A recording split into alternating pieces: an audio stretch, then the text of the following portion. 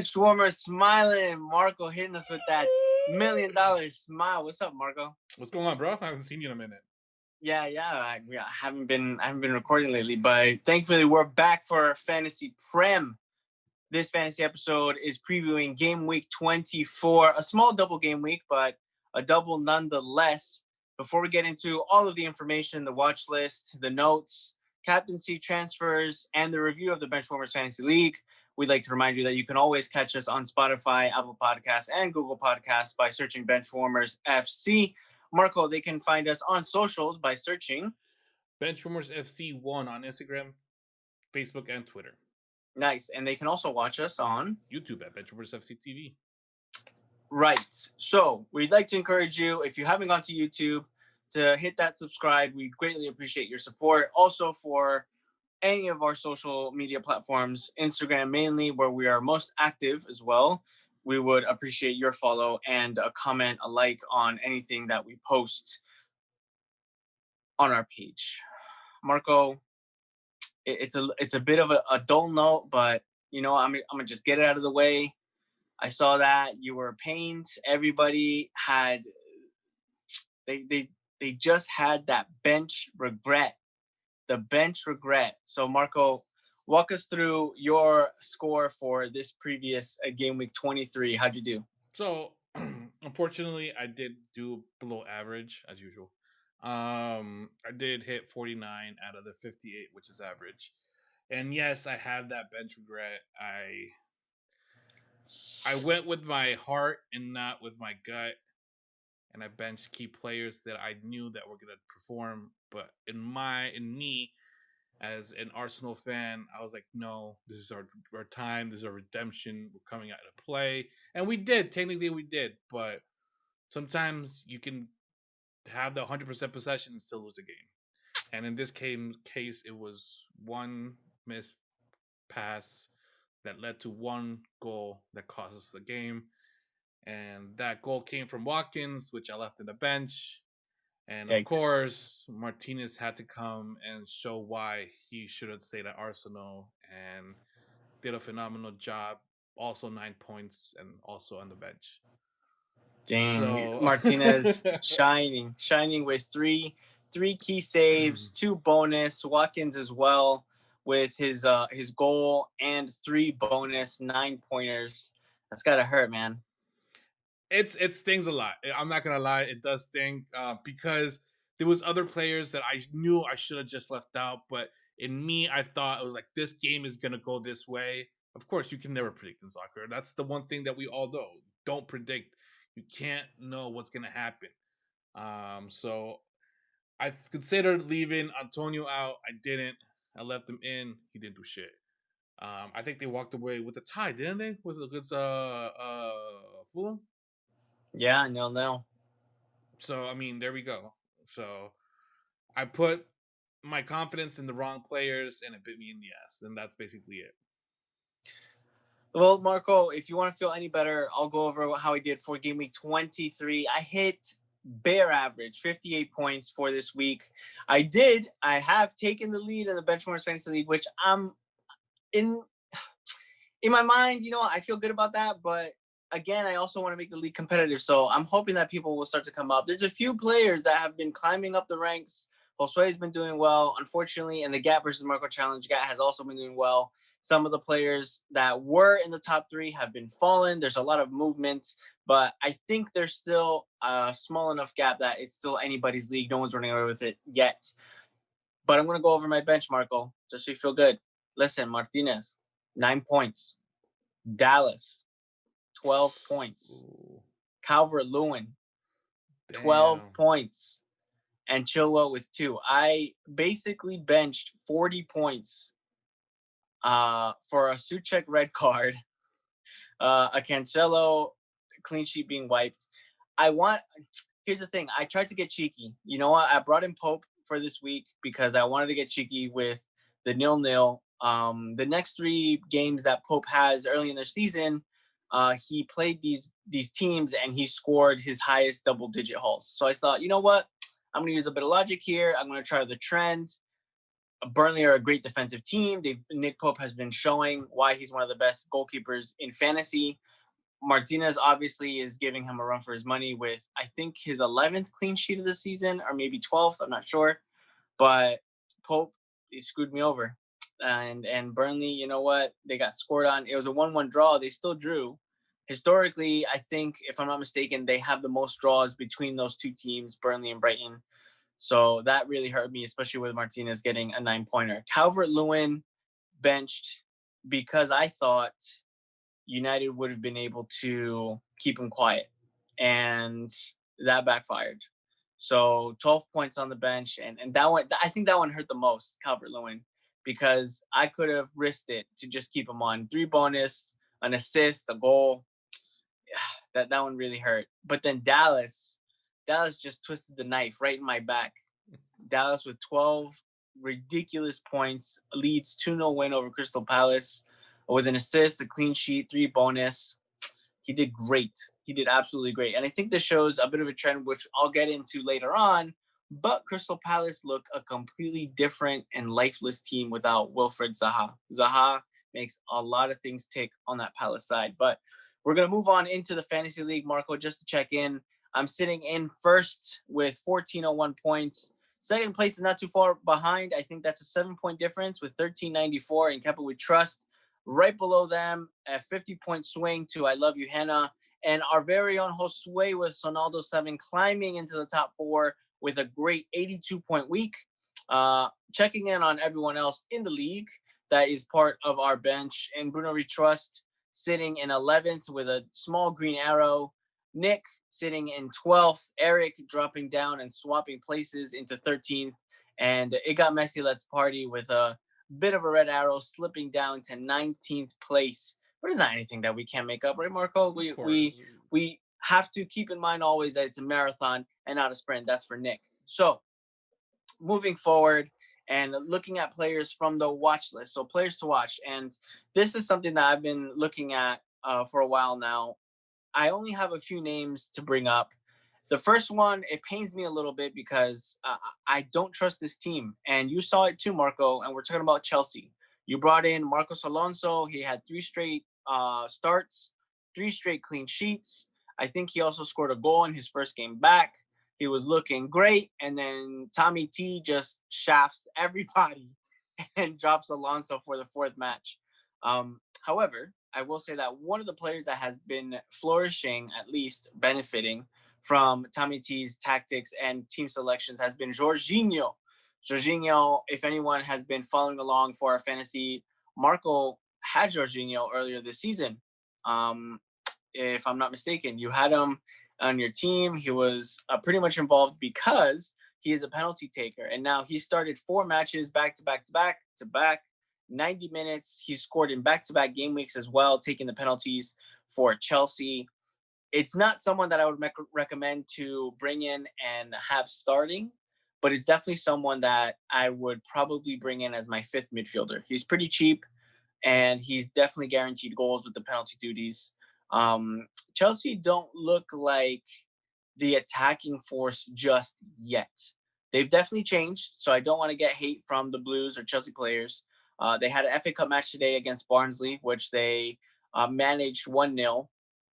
I didn't watch much of that game, but after seeing some of the highlights and updates of that match, it looks like they're doing just enough to get by, which I think is actually on purpose. I wouldn't be surprised if Tommy T decided, you know what, I'm going to tweak this team so it could be solid defensively and we do the bare minimum to win these games. And it's been working out for him. So anyway, further ado, Jorginho, first on the watch list. Second name, Cavani. This is someone that I've been looking at already for a while. I'm scared of buying United players because just like Marco, sometimes if you want to go with your heart, it messes up with your head or your gut. But Cavani, 7.9 million. He started 3 matches in a row. He scored in 2 of them. I think Cavani is someone that people can start to rely on maybe as a 3rd forward. There are better and more budget efficient options that you can pick, namely people like Antonio, like Callum Wilson, unfortunately, who we lost to injury, but we'll get to that later. Cavani, I think, is someone that could be looked at. They have West Brom next, and United have a few other matches coming up. I think with the European competition is coming back later this month and into March, Cavani might be someone to rely on, especially with the fact that he was not played for the full 90 minutes during the FA Cup match against West Ham. It was given to Martial. So I think that's pretty interesting. Some of the names dropped from the watch list. Zaha out with an injury. Unfortunately, he's going to be out for a prolonged time. Wilson, he's been lacking in form, and then we found out that he needs a surgery. So surgery, I think it was for a leg injury, and it's a massive blow to Newcastle because Wilson has been definitely very much involved for the team. They looked good in their win against Southampton, like you said, Marco, 3-2. Although Almiron had gotten 2 goals, I don't know how they're going to look moving forward. Wilson is a big loss, not just for Newcastle, but for most budget forward lines. I think Wilson, if I'm going to look right now while we're recording here, Wilson's effective ownership right now is just about 20%. So he wasn't very popular, but he was definitely becoming very useful. It looks like we lost him though. So Wilson off the watch list. Last name off the watch list, Lacazette. Lacazette had a bit of a reawakening once Arteta started getting that run of form in those 7 matches, scoring a few goals, but it looks like his minutes are starting to get managed, and that doesn't look very great. Always, I would recommend getting a player that at least gets 90 minutes consistently. They may not be on form, they may not score, they may not assist as often, but it's most important to get someone that's going to be there week in and week out. So that's what I recommend. Marco, moving on into our teams. We have a double game week coming up in 24. City, Everton, Burnley, and Fulham have double matches for this upcoming week. Do you have anyone on your team from any of those four that I just mentioned? So it's City, Everton, Burnley, and Fulham. Only Diaz for Man City. Only Diaz. But so here's the thing that one of the things that I'm gonna get into. If you do want to pick somebody up, I think the template right now for this double game week is going to be 3 City players, whether it's 2 defenders and an attacker, or 1 defender and 2 attackers. I think right now triple City defense, which some people were doing back maybe 4 or 5 game weeks ago, I think that's not viable anymore. They have some pretty difficult matches coming up, especially with the game, if I'm not mistaken, against Spurs, right? I think they play them next. Yes. In the coming weeks. Yeah, Spurs they play them next. Yes. Spurs City, game week 24.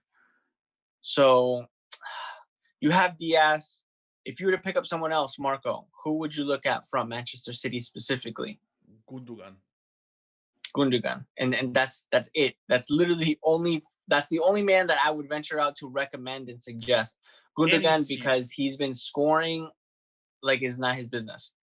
And he's cheap. Exactly. He's cheap. He's setting up goals. He's taking penalties. He did miss one, but so I'm not sure if that's going to actually affect it and change the order. We had Pep joking about Ederson taking penalties next. And when they asked him and they said that, hey, you pretty much said this 10 months ago when you were missing quite a few penalties. And he's like, yeah, I believe Pep said, but back then it was a joke, but now it's a half joke because he's seriously considering it, I guess. I don't know. I think he's just playing with us and being a troll. But anyway, 3 City players, if you want to go for it and take a swing, especially with their double coming up soon, they have 3 doubles, I believe. And the first one coming up when they play right now, they're going to play Spurs and Everton, right? Correct. Yeah, they're playing Spurs and Everton.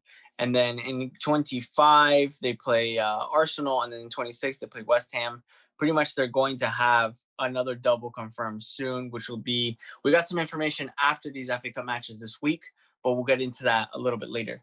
So looking at the other players to pick up, Burnley. I brought in Nick Pope a week early, and that kind of screwed me over. But I feel good now because I have Nick Pope.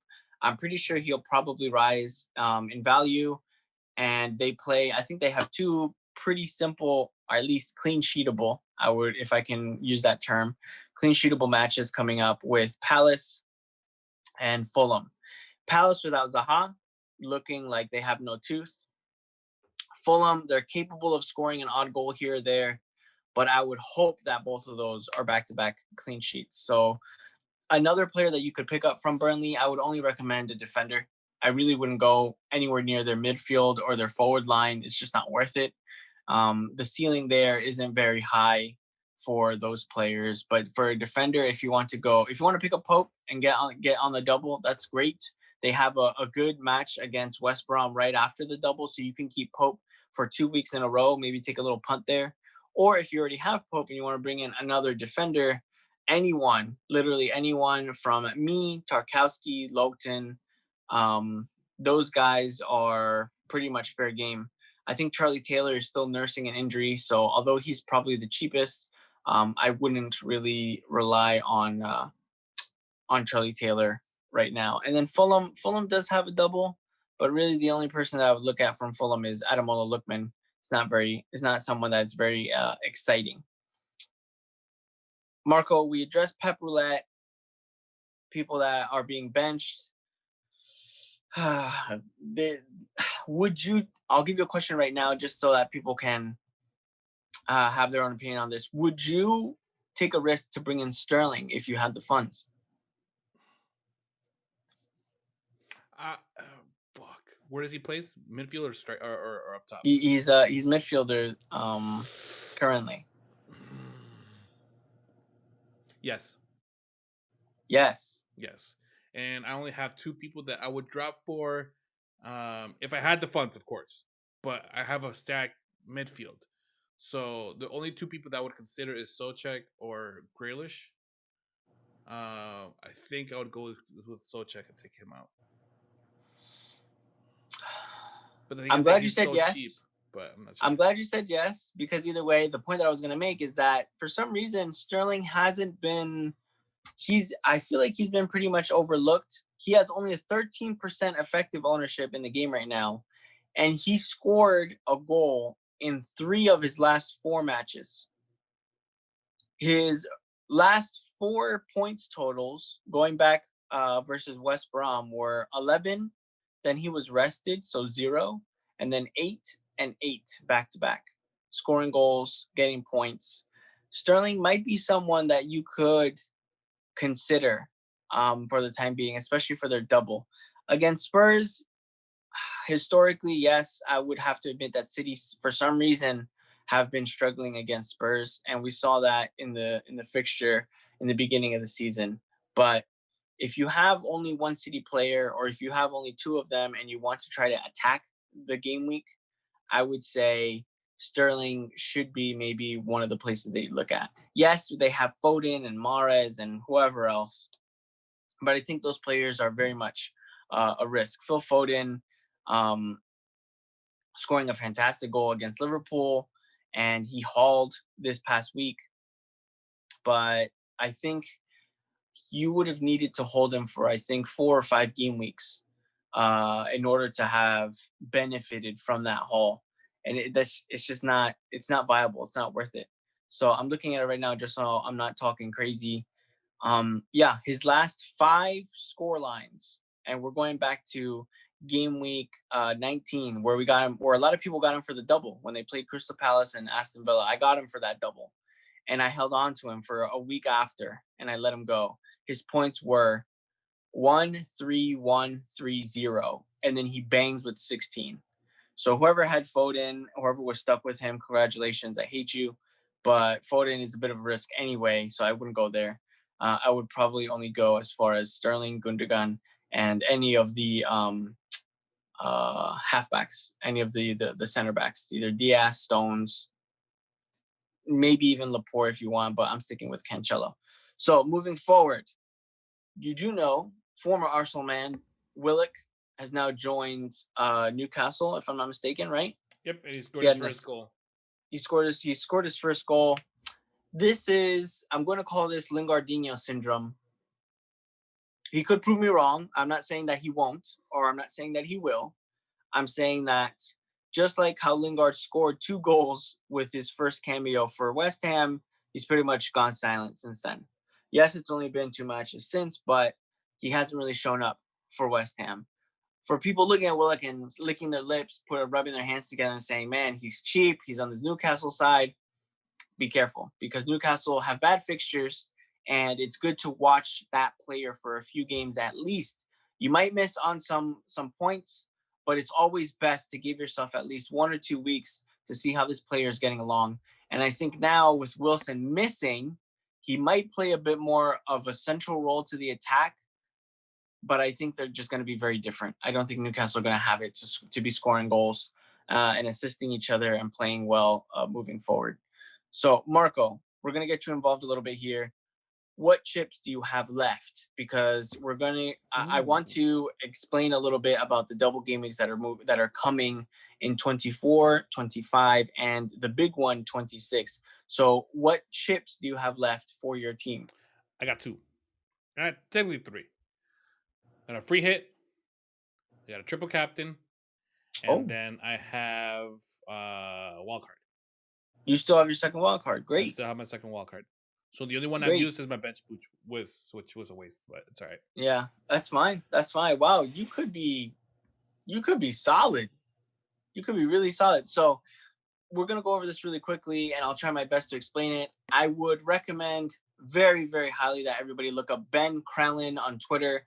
He's brought up and he's been referenced in many other fantasy episodes and other podcasts for a schedule calendar that he's brought up, and he's created himself for the double game weeks, where he confirms all of those matches and he shows you exactly who's going to play, who's going to have a double, so you can plan. So for double game week 24, there are going to be 4 teams that are playing twice, and we already went over those. So that's City, that's Everton, that's Burnley, and that's Fulham. For game week 25, if I'm not mistaken, there will only be 2 teams that have a double. And then for double game week 26, there is a possibility of, I think, 6 teams having double matches. So that's a big one. The one thing to keep in mind, and I'm going to say this right now before I get into all the details of the doubles really quickly, there is a blank. There will be a blank game week in game week 29 that so far had only 2 matches going on. Right now, I think because of the FA Cup results, especially with Spurs getting knocked out, there were 2 more matches added to that game week. So right now, in blank game week 29, there will only be 4 matches being played out of a possible 10. So you really need to stack up on those players. After that, in game week 30, it's not expected to have any more doubles. So we're just looking at what's in front of us right now, which is double game weeks 24, 25, and 26. So I'm going to pull this up really quickly, Marco. Looking at the table, though, how do you feel about catching your challenge here with Gat? Even though Gat did make up some ground, he's now on top of Eric, which I remember was different a week ago, and he did make up some ground against you. But how are you feeling with your positioning right now? I mean, I'm confident. I still feel like I can accomplish a lot. I still have, like I said, I still have a free hit. That week 29 looks pretty nice right now to me. Mostly knowing that he doesn't have it. Yes. So as long as I play smart, and I keep on repeating this because I haven't, as long as I play with my head and make sure that I'm doing the right moves and taking the right hits, I can see it. I can see it making it, and going back and being above him again by the end of the season. Yeah, I like that optimism. So looking at game week 25, just so that we can move forward and look ahead, there are 2 matches that are right now confirmed for doubles. So Southampton will be playing Chelsea and Leeds, and then Leeds will be playing Wolves and Southampton. A player like Danny Ings might be someone you want to look at. If I'm not mistaken, I think Walker Peters was featured today for Southampton. Southampton just played Wolves in the FA Cup, and they won 2-0. Danny Ings scoring a very lucky goal in that fixture, and they're going to have to play Wolves literally again this weekend. But for game week 25, so far there are only 2 doubles confirmed for Southampton and Leeds players. I think that is when a lot of people are going to be targeting players like Meslier, Dallas, and Bamford. So if you have 1 or 2 of those, you're pretty much set. If you don't, you might want to look and consider bringing one of those in if you want to roll a transfer this week and then make 2 for 25. It looks like pretty much people will be set if they have maybe a Burnley defense or some City assets. The bad thing that we got here was Calvert-Lewin getting taken off with an injury. He did look to walk it off. There were the first reports by Ancelotti a day after saying that they're going to have to give it a scan. Hopefully, it's not as serious as they first feared in comparison to how Wilson's injury went. But looking forward to 26 and shifting gears. Right now, I'm counting that there's 3, 5, 9. There could be about 12 teams that have doubles. Of course, those are different. Some of those matches repeat, but looking at some of the assets, City play possibly West Ham and one of either Wolves or Southampton. I think that was depending on who had won in the FA Cup today. Then you have some other teams like Spurs, they're playing Burnley, and the opposite of Fulham or Southampton. Liverpool have a double playing Sheffield and Chelsea. Chelsea have a double against United and Liverpool. These are all likely doubles that haven't been hard confirmed yet. So we'll probably know more about that next week. Marco, it looks like it's time now to maybe identify a transfer and then see what we're looking at for captaincy. So with this information, with the double coming up, I know you only have Diaz. I don't think you have any Burnley defenders. I'm not sure if you brought in, I don't think you brought in Calvert-Lewin either. So you could be spared that. You're a bit lucky there. Who are you looking at if you were to make one transfer for Game Week 24, or are you planning to save it? No, I'm planning on doing it. I'm really oh shit. Actually, no. The thing is that I really want to bring Gundogan in. Yeah. But they do have Everton, and then they do have Spurs. Well, Spurs and then Everton. My bad.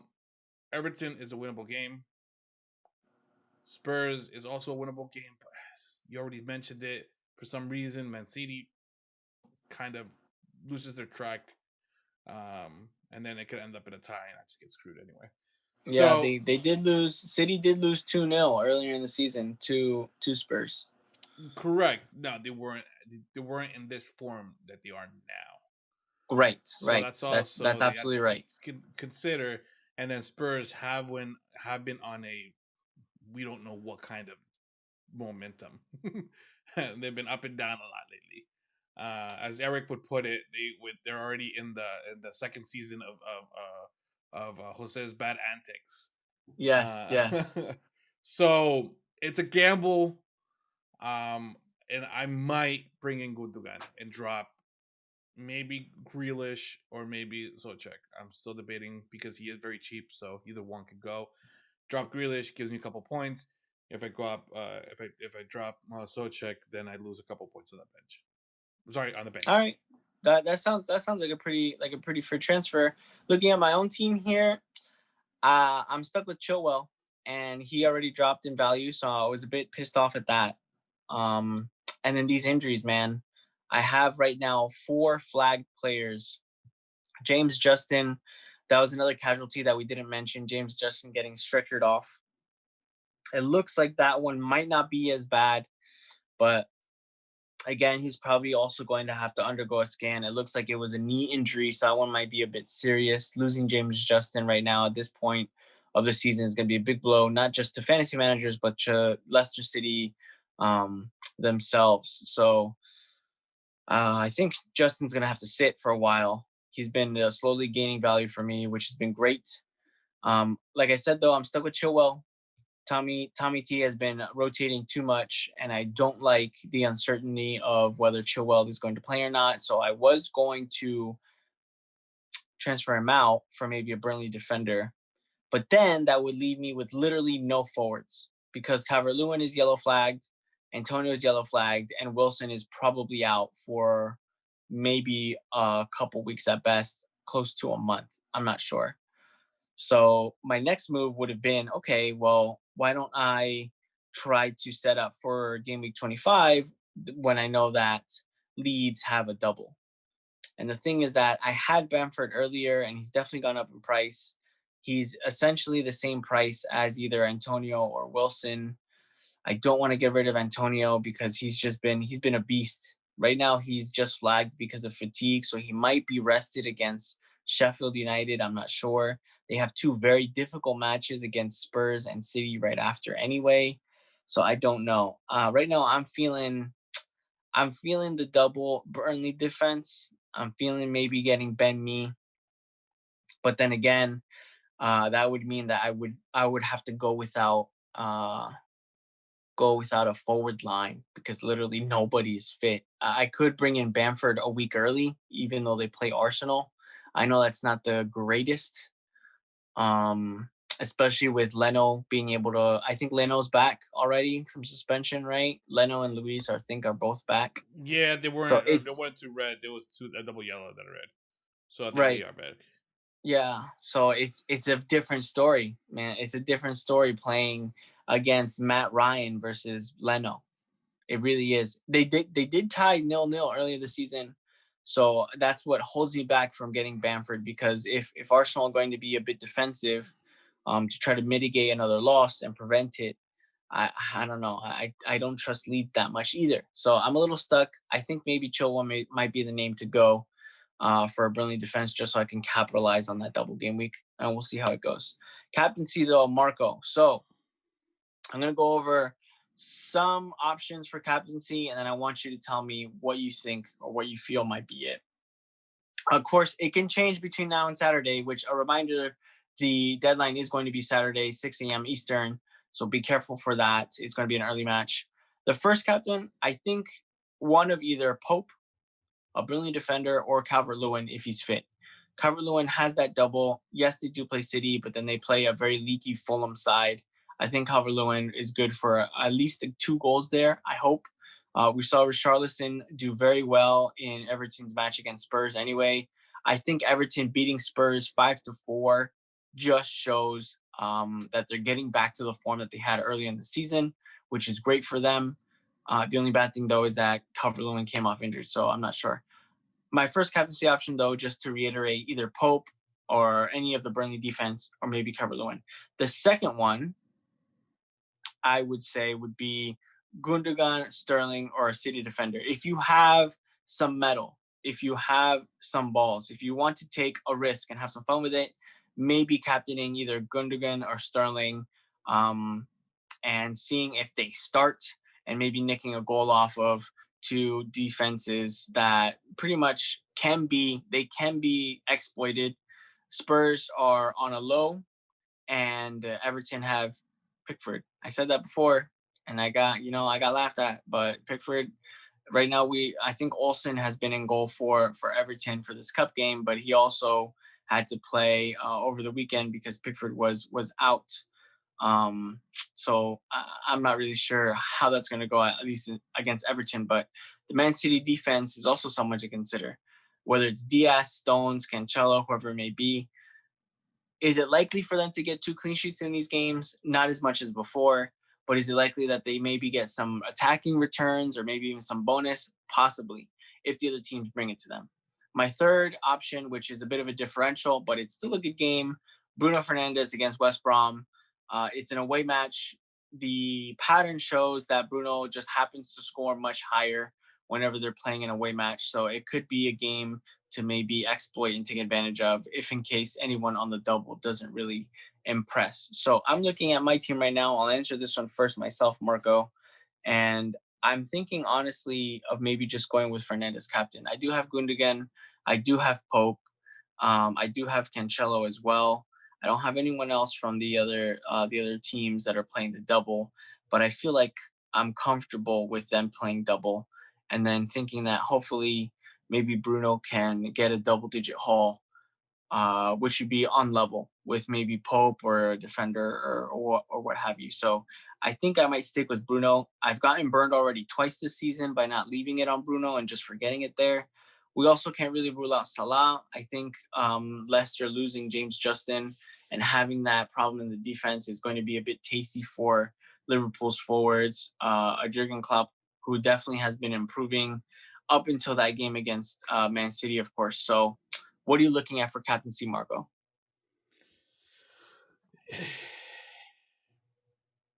Right now, it's on Fernandez. Mm-hmm. I most likely will leave it there. If I do pick up Gundogan, I might put it on him just because of the double game week. There's a possibility that even a clean sheet, let's say it walks away with the 0-0 against Spurs, a clean sheet will still give you 3 points, and then I'll just hope for the best when you play against Everton. Mm-hmm. So that's where I'm aiming at right now. Between those two players. That's what it looks like. I think it's pretty even this week. There's quite a few options that you can go with. Even the options that happen to be a bit differential and kind of like on left field, they look good. You could get a double Burnley clean sheet. You could get a double City clean sheet. And if you take the risk, it could pay off very well. But again, it's just a suggestion. They're always recommendations. Benchwarmers cannot be held accountable for any points that you miss out or leave on your bench or completely not have on your team for not having the right players because you chose to follow your heart instead of your gut. But it happens to the best of us. It happens to the best managers. Marco, I wish you best of luck for Double Game Week 24. We're back to a regular schedule of the game weeks being on the weekends. The midweek matches will now be reserved for, like we saw this week, the FA Cup, the domestic cups, the European competitions, Champions League, Europa League. So hopefully it stays like this. We can get a bit of rhythm with the fantasy episodes to make sure that you guys are following along and navigating a very exciting and tumultuous season. Marco, you feeling good? So far, I think I have a plan. So let's see how it works It out. it's always best to at least have a plan. Yeah, I mean, I'll come back on Thursday and be like, I fucked up, and that's just the usual thing for me. So it's all right. All right, that's all right. Hey, as long as you make a logical choice, you know what? I Never. thought about it as well. You know what? I feel like Pope might get a clean sheet. Arsenal might nick a goal. Kyra Lewin might go quiet. All of those on paper made sense. Sometimes luck just isn't on your side. So you just got to pick it up and go again the following week. Thank you, Marco, for recording this episode. Thank you to everyone who made it this far, listening to our fantasy episode for the week. If you do have any questions, if you have any recommendations for what you want us to review or maybe bring up on the next fantasy episode, make sure that you leave us a message on Instagram or even comment on the comment section for the YouTube video of this episode. Marco, thanks again, reminding everybody that we're the Benchwarmers. This is the Bench of the Voice, where the bench is always warm. Peace, everybody.